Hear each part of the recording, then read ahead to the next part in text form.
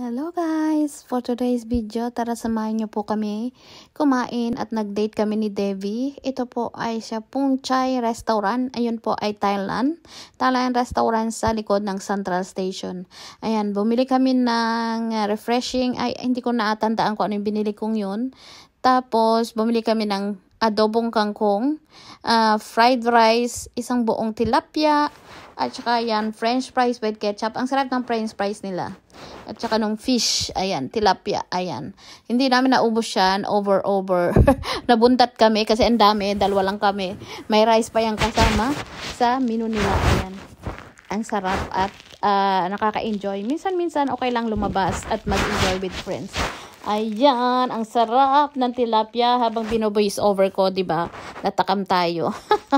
Ayan yung kangkong nila at yung french fries. Thank you guys for watching. Bye-bye.